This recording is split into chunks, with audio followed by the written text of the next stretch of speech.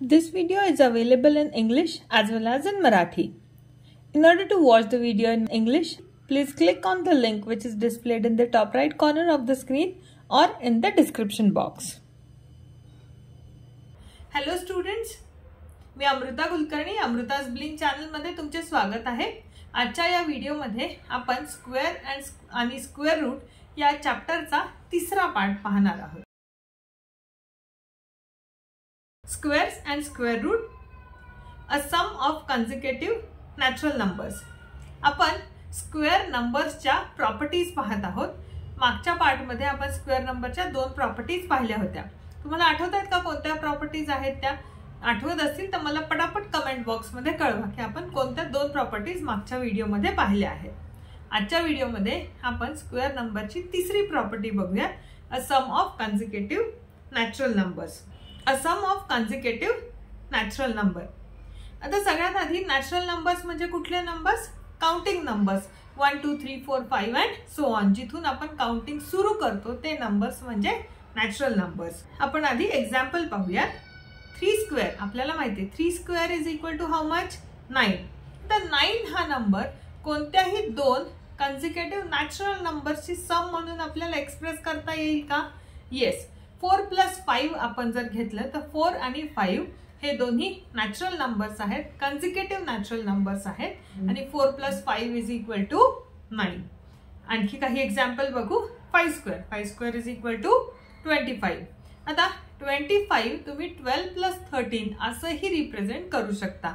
12 आणि 13 हे again natural numbers आहेत आणि दोन्ही कन्सिक्युटिव्ह म्हणजे एका पाठोपाठ एक येणारे आहेत.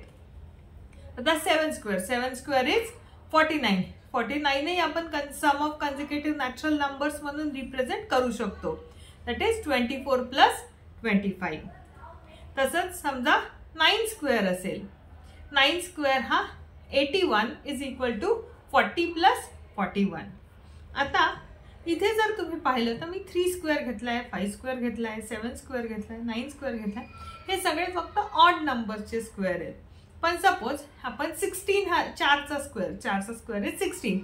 16 हा नंबर आपल्याला कोणत्याही दोन नंबर्सची सम म्हणून रिप्रेझेंट करता येईल का की जे कन्सिक्युटिव्ह नंबर्स आहेत? तर नाही. आणि मग ही प्रॉपर्टी आपल्याला हेच सांगते की आणखी काही एक्झाम्पल्स इथे दिलेले आहेत. 11 स्क्वेअर इज 121. 121 आपण 50 + 51 असं लिहू शकतो. 13चा स्क्वेअर 169 जो आपण 84 + 85 असंही लिहू शकतो. म्हणजे we can express square of any odd number as the sum of two consecutive positive integers.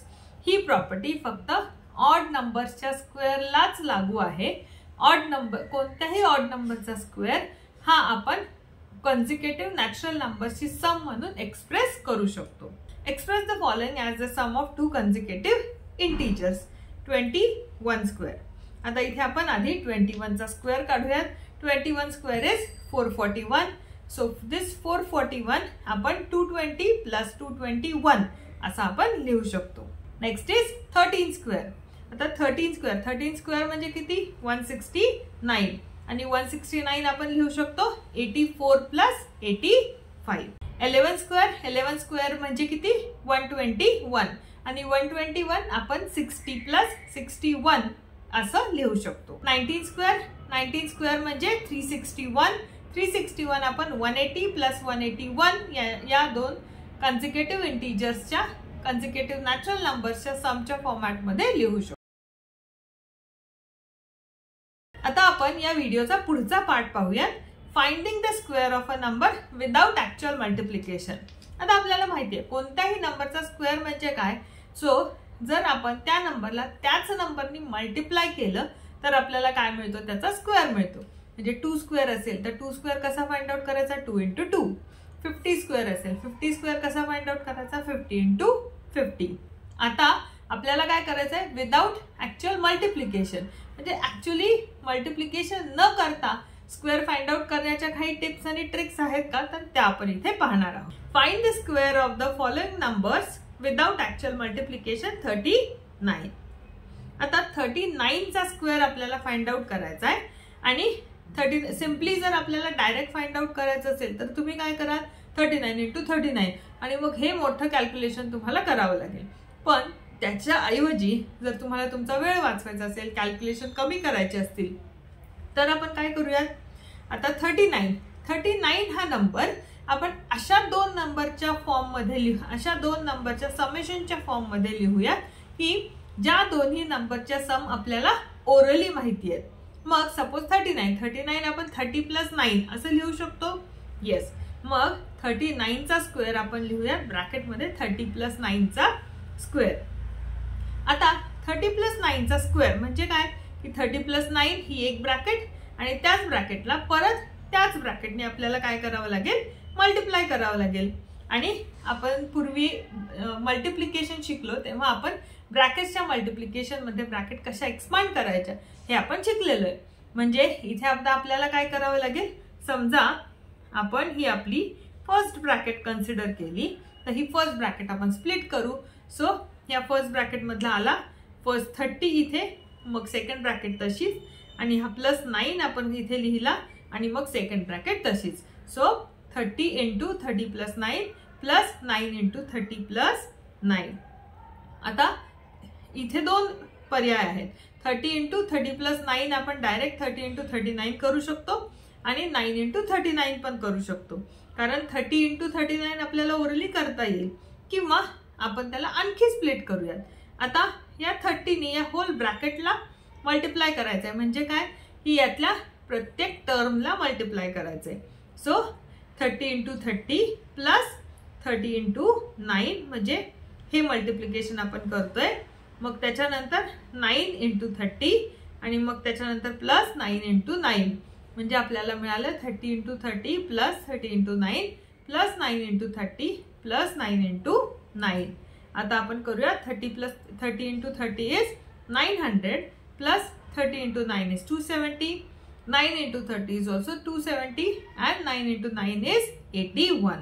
म्हणजे 900 प्लस 270 प्लस 270 प्लस 81 आणि ही सम आपल्याला केल्यानंतर आन्सर मिळेल 1521. 39 चा जो स्क्वेअर आहे that is 1521. Find the square of the following numbers without actual multiplication 42. आता आपल्याला 42 चा स्क्वेअर फाइंड आउट करायचा आहे. आपण अदरवाइज रेग्युलर मेथडनी कसा केला असता 42 इंटू 42, पण इथे आपल्याला ओरली फाइंड आउट करायचा आहे विदाउट ऍक्च्युअल मल्टिप्लिकेशन. मग अगेन आपण 40 ला अशा दोन नंबरची सम म्हणून लिहूयात की ज्या दोन्ही नंबर्सचे स्क्वेअर्स जे आहेत ते आपल्याला ओरली काढता येतील. मग 42 ला आपण लिहू शकतो 40 + 2 ब्रॅकेट स्क्वेअर. आता 40 + 2 ब्रॅकेट स्क्वेअर म्हणजे first bracket into second bracket. So 40 + 2 into 40 + 2. म्हणजेच आता आपण काय करू, पहिल्यांदा हा 40 आपण बाहेर काढू. So 40 into 40 + 2 and plus 2 into 40 + 2. आता आपण या ब्रॅकेट्स सेपरेटली एक्सपांड करू. So 40 into 40 plus 40 into 2 plus 2 into 40 plus 2 into 2. आता 40 इंटू 40 किती 1600 plus 40 into 2 is 80 plus 2 into 40 is 80 plus 2 into 2 is 4. म्हणजेच 1600 plus 80 plus 80 plus 4 is equal to 1764. So म्हणून आपण म्हणू शकतो 42 चा square is equal to 1764. Finding the square of a number whose unit digit is 5. आता आपल्याला अशा नंबरचे स्क्वेअर्स फाइंड आउट करायचे की ज्यांचं युनिट डिजिट हे आहे 5. युनिट डिजिट 5 असताना त्या नंबरचा स्क्वेअर आपल्याला अगदी झटपट फाइंड आउट करता येतो. तो कसा ते आपण आता बघूयात. एक्झाम्पल बघूयात. Find the square of following numbers without actual multiplication 25.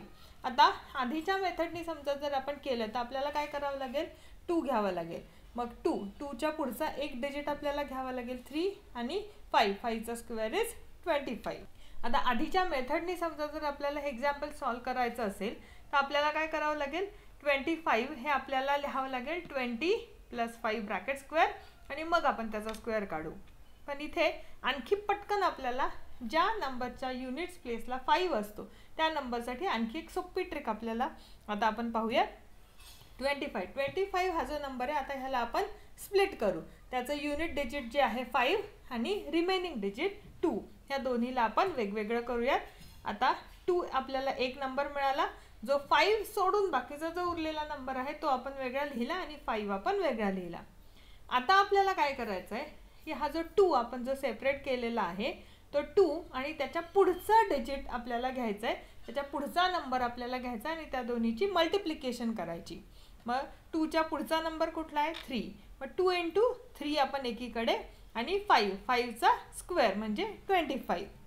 मग 2 × 3 किती झाले 6 आणि 5 स्क्वेअर 25. हे दोन्ही नंबर एकत्र करून आपल्याला जो नंबर मिळेल तो म्हणजे आपल्या 25 चा स्क्वेअर, दॅट इज 625. आहे की नाही सोपं एकदम. आपण आणखी एक एक्झाम्पल बघूया 35. आता पुन्हा एकदा आपण 35 ला स्प्लिट करू 5 आणि 3 मध्ये. 3 आपण आधी लिहिला 3 च्या पुढचा एक नंबरचा नि आपल्याला मल्टिप्लाय करायचा म्हणजे 3 × 4 येईल आणि 5 साठी 5 चा स्क्वेअर. 3 × 4 किती झाले 12. 5 स्क्वेअर 25. आता हे 12 आणि 25 जॉईन करून कुठला नंबर मिळेल 1225. म्हणून 35 चा स्क्वेअर काय येईल 1225, दॅट इज 1225. नेक्स्ट आहे 75 स्क्वेअर. आता इथे परत आपण 7 आणि 5 ला स्प्लिट करू. 7 च्या पुढचा नंबर आहे 8 म्हणून 7 × 8 आणि 5 साठी 5 स्क्वेअर. 7 × 8 किती झालं 56. 5 स्क्वेअर इज 25. 56 आणि 25 ला जॉईन करू 5625 म्हणजे 75 चा स्क्वेअर किती आहे 5625, दॅट इज 5625. नंतर आहे 125. आता हा 3 डिजिट नंबर आहे. हे केअरफुली बघा की इथे आपल्याला स्प्लिट कसं करायचं आहे. इथेही आपण काय करणार फक्त 5 वेगळा लिहिणार आणि रिमेनिंग डिजिटचा आपण एक नंबर तयार करणार. तो किती आला 12.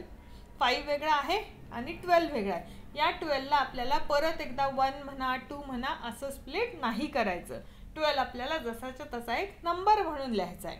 आता 12 च्या पुढचा नंबर कुठला आहे 13. मग 12 × 13 आपण एक ग्रुप करूया आणि 5 स्क्वेअर आपला दुसरा ग्रुप असेल. तर 12 × 13 किती होईल 156 आणि 5 स्क्वेअर इज 25. आता हे 156 आणि 25 जॉईन करूयात. आपल्याला मिळेल 15625, दॅट इज 15625. 125 चा स्क्वेअर किती 15625. नंतर आहे 15 स्क्वेअर. अगदी सोपं. 15 ला आपण स्प्लिट करू 1 आणि 5. 1 च्या पुढचा नंबर आहे 2 आणि 5 स्क्वेअर. 1 × 2 इज 2. 5 square is 25. मग 2 आणि 25 ला जॉईन करून नंबर येईल 225. Hence we can say 15 square किती आला आपला 225. असंच आणखी एक फाइंड आउट करूयात 95 स्क्वेअर. आता 95 ला स्प्लिट कसं करणार 9 आणि 5. 9 आणि 5. 9 चा पुढचा डिजिट कुठला आहे 10 आणि 5 साठी 5 स्क्वेअर.